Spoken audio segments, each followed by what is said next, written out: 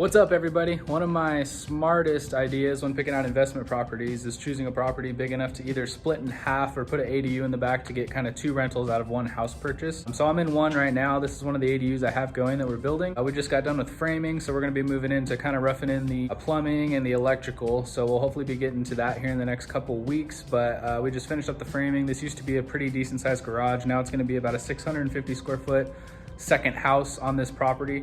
So essentially I'm gonna have two rentals on one lot that I purchased. So we'll walk through this 2-bedroom, 1-bath, decent sized kitchen and living room.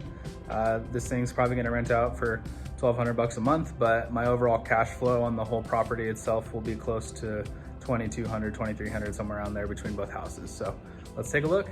So before we're done, obviously all this is gonna get cleaned up, and this is gonna be the small yard. It's about 15 feet by 30 feet roughly. Kind of hard to tell on camera. So this is going to be the front door. We're going to put another fence right here.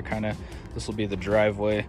It's mainly just a trash pile right now, but walking in, we kind of have our little cove where these couches are sitting. I'm still kind of using it for storage, but this is going to be our little cove kitchen. We're going to have a stove. Sink's going to be at this window. Lots of countertop space. We vaulted the ceiling in here, so it's probably close to 12 feet. It feels pretty high, actually. Makes it feel a lot bigger. This is kind of going to be the living room.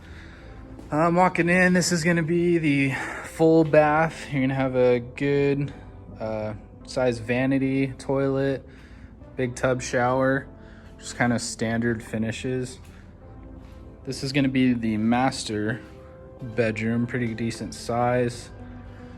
Sorry, there's a lot of stuff in here, so hard to tell, but little closet. And then right here will be the second bedroom. This one's just going to be a little smaller. Honestly, this place would be perfect for like a small family with maybe a baby or something, or I guess a couple college kids could probably rock this place too. And then this will be our laundry room / utility room. So we'll have a water heater here, enough room for a washer and dryer side by side or stackable. And then this will be kind of the back door into the backyard, maybe for a small dog, maybe do some grass or something just next spring, make it look nice and have a little functionality to an actual backyard.